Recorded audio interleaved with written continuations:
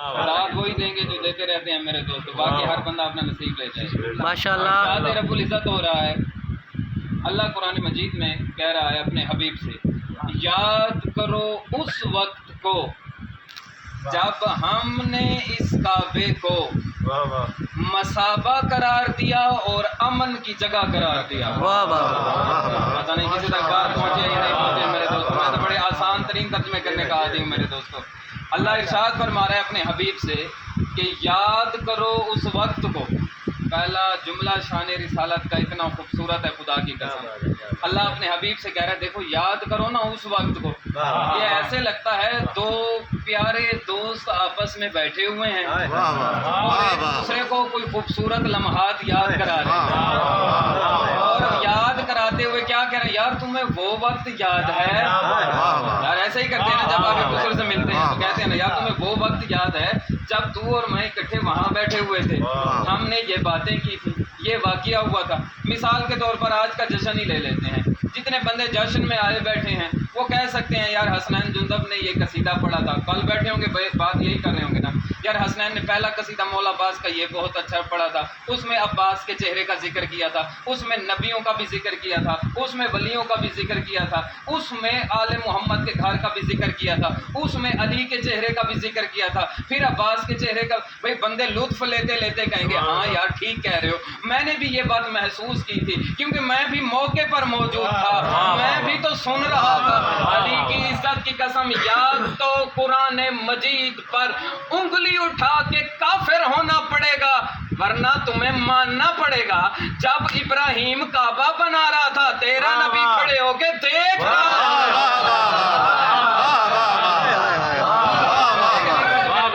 یاد کرایا، کیا کیا یاد کرایا، آپ نے کیا کیا بلوز بھی نہیں دیا، ہاں کیا کیا اللہ اپنے حبیب کو یاد کرایا کرتا۔ حبیب یاد کرو اس وقت کو جب ہم نے اس کعبے کو ثواب کے قابل بنایا تھا اور امن کا مرکز بنایا تھا۔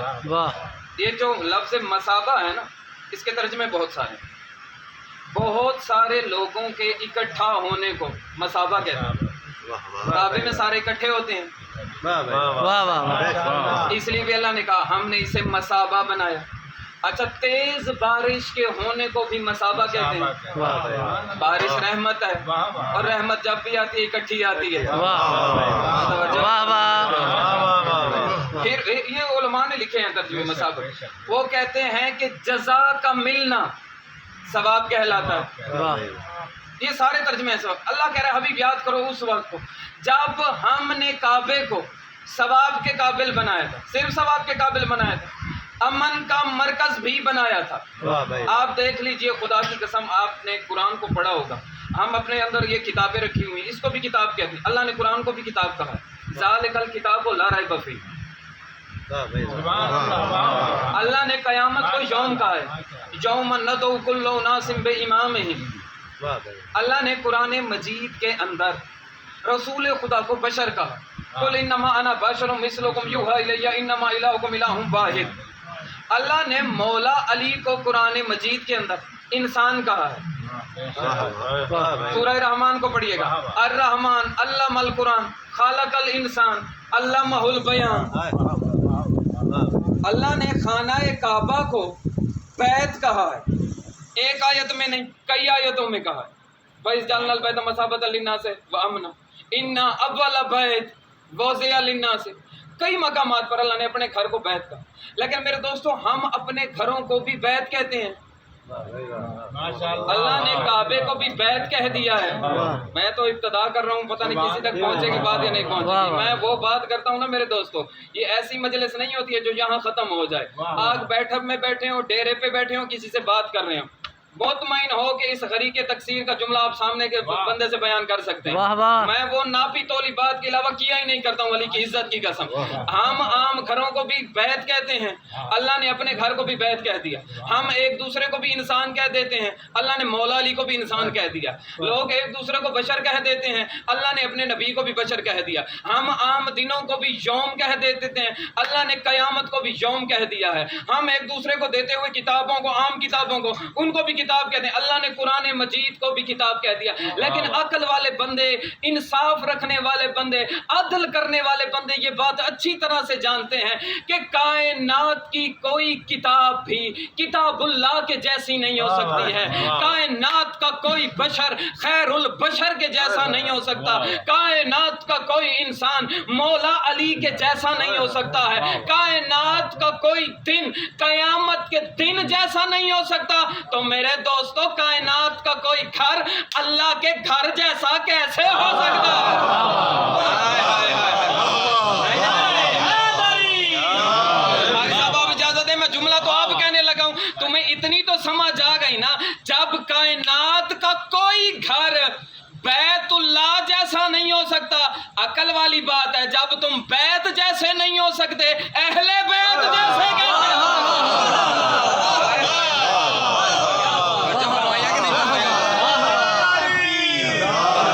کر رہے ہوتے ہیں؟ وہ صرف کعبے کو دیکھے جا رہے ہیں اور کچھ نہیں کرتے۔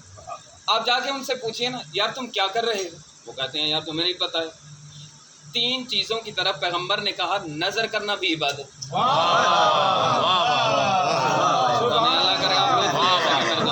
یہ بات تو امام غزالی نے بھی لکھی ہے میرے دوستو، امام غزالی اہل سنت کے امام ہیں، انہوں نے بھی لکھا اپنی کتاب کے اندر، وہ کہتے ہیں 3 چیزوں کی طرف نظر کرنا عبادت ہے۔ پہلا وہ کہتے ہیں قرآن مجید کے حروف، اگر کوئی پڑھا ہوا نہیں صرف دیکھتا رہے، حروف کو دیکھنا بھی عبادت۔ پھر وہ کہتے ہیں کہ کعبے کی طرف نظر کرنا بھی عبادت۔ پھر وہ کہتے ہیں علی کی طرف نظر کرنا بھی عبادت۔ سارے نہیں بولے یار، ساروں کو بولنا چاہیے تھا علی کی بات پر یار، ساروں کو بولنا چاہیے تھا۔ تینوں کی طرف نظر کرنا وہ کہتے ہیں عبادت ہے۔ لیکن آپ دنیا کے کسی حاجی سے، کسی عمرہ کرنے والے سے، کعبے کے زائر سے پوچھئے یار جب تم کعبے گئے تھے تو کعبہ تمہیں کیسا لگا تھا؟ تو وہ کہتے ہیں یار کعبے کے اندر اللہ نے ایک ایسی کشش رکھی ہے، اردو زبان میں بخاری صاحب اس سے بہتر جملہ ہوتا نہیں، اگر ہوتا تو وہ بھی میں آپ کی نظر کر دیتا، اس سے خوبصورت اردو زبان میں جملہ ہو ہی نہیں سکتا۔ وہ کہتے ہیں یار کیا کریں، جیسے ہی کعبے پہ نظر پڑتی ہے نا، نظر ہٹانے کو دل ہی نہیں کرتا ہے، مومن کا دل کعبے کی طرف کھنچتا چلا جاتا ہے، جس کی طرف مومن کا دل کھنچے اسے کعبہ کہتے ہیں، اور جس کے آنے پر کعبہ اپنے دل کے دروازے کھول دے اسے علی کہتے ہیں۔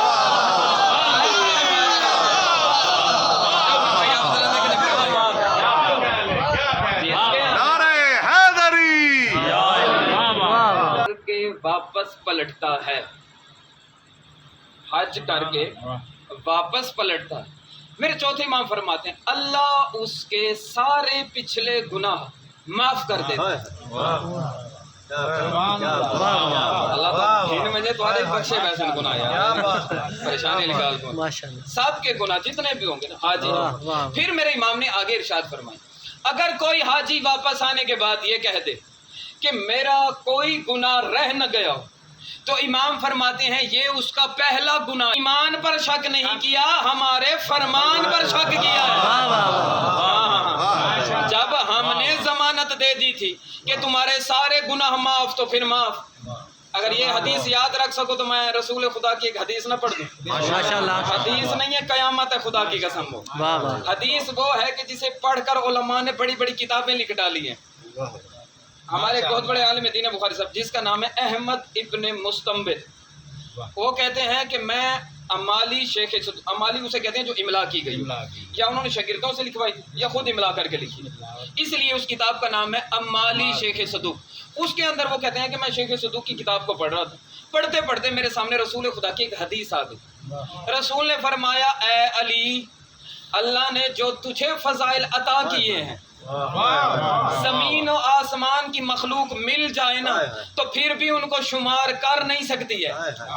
آگے فرماتے ہیں کہ یا امیر المومنین، اگر تیرے ان بھائی اب پچھلی حدیث یاد رکھنا چاہتے امام والی کہ جو بھی حج کر کے آئے گا اس کے پچھلے گناہ معاف۔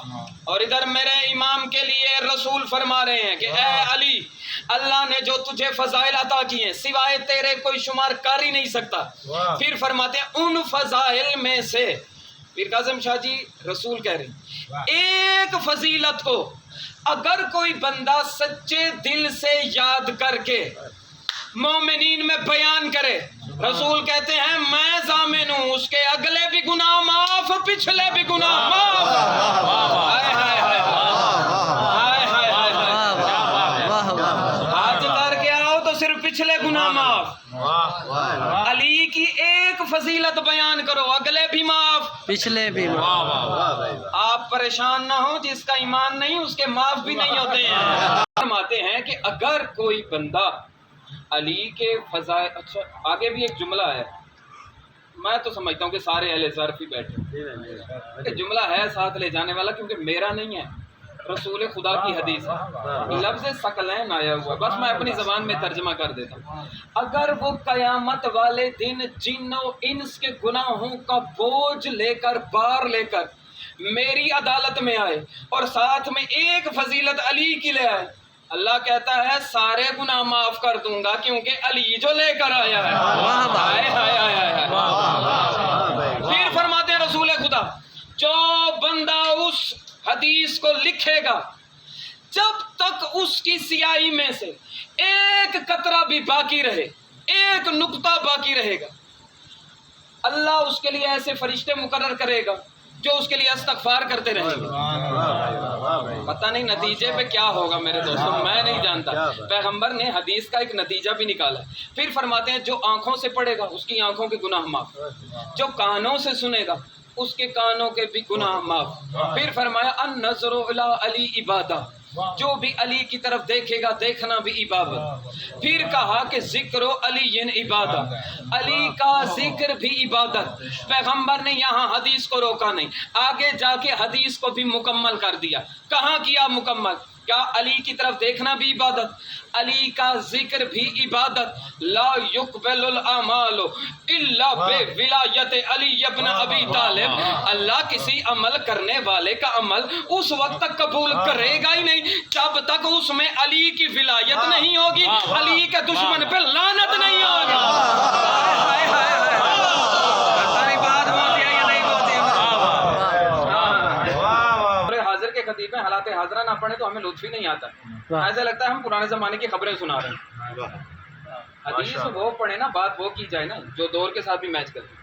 آج کل لوگ بڑے مسائل میں شکار ہیں، ہر بندہ پریشانی میں مبتلا ہے، ہر بندے کا مسئلہ ہی اپنا ہے۔ کسی کی نوکری نہیں ہے تو کسی کی بیوی نہیں ہے، کسی کی ہے تو وہ بیوی نے پریشان کر رکھا، بیوی ہے تو بچوں نے پریشان کر رکھا، یہ سارا کچھ ہے تو دکان والوں نے پریشان رکھا، کل کسی کو محلے والوں نے پریشان کر، کسی کو امتحانوں کی ٹینشن۔ ہر آگے اے میری امت کے لوگوں، جب تم مسائل کے اندر گھر جاؤ پریشان نہ ہونا، ذکرنا اہل البیت، تو کثرت سے میری اہل بیت کا ذکر کیا کرو۔ اور جب تم میری اہل بیت کا ذکر کرو گے تو خدا کرے گا کیا؟ وہ شیاطین، ایک صلوات بھیجیں محمد، یہاں نہیں، جو یہاں ہے وہ نجف میں نہیں۔ ہم نے توجہ نہیں فرمایا، ایسے لگتا ہے جیسے جواب میں آپ سے مانگ رہا ہوں، مجھے لگا ایسے رہا ہے، جواب بھی میں نے دینا ہے میرے دوستو۔ علی کی عزت کی قسم، پیغمبر اعظم اگر قرآن کی یہ آیت سورہ یاسین کے اندر چھوڑ کر نہ جاتے تو ہمارے لیے نہ جانے کیا کیا مسئلے ہو جاتے۔ پیغمبر اعظم اگر یہ نہ بتا جاتے کہ یہ آیت کا نشان بھی رکھا ہوا ہے، یہ امام کا تعارف بھی رکھا ہوا ہے، اگر علی کائنات کے اندر ہوتا نا، خدا کی قسم علی اگر ہوتا کائنات کے اندر تو واقعی ہمیں ایسا لگتا کہ علی کبھی مدد کر سکتا ہے، کبھی مدد نہیں کر سکتا ہے، لیکن علی کائنات میں نہیں رہتا ہے، کائنات علی کے اندر رہتی ہے۔ میں نے کہا مالک وہ کیسے رہتی ہے؟ اللہ کہتے ہیں وَكُلَّ شَيْءٍ أَحْصَيْنَاهُ فِي إِمَامٍ مُبِينٍ، علی کائنات میں نہیں رہتا، ہم نے ساری کائنات کو علی کے اندر رکھ دیا۔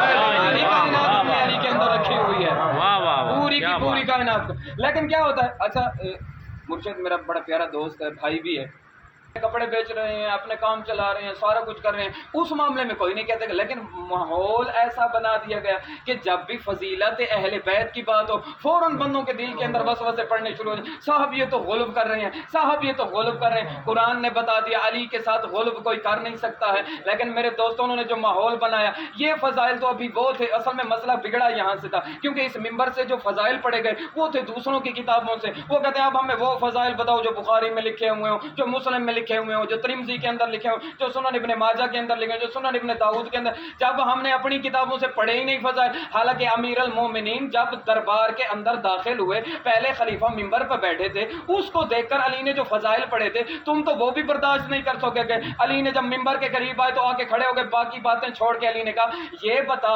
دعوت ذوالعشیرہ میں نبی کی مدد میں نے کی تھی یا تو نے کی تھی؟ اس نے کہا یا علی آپ نے کی تھی. پتہ نہیں آپ ساتھ چھوڑ جائیں گے یا میرے ساتھ رہیں گے, مجھے نہیں پتا. کہا یہ بتا دعوت ذوالعشیرہ میں نبی کی مدد تو نے کی تھی یا میں نے کی تھی؟ اس نے کہا یا علی آپ نے کی تھی. اچھا یہ بتا کعبے کے اندر تو آیا تھا کہ میں آیا تھا؟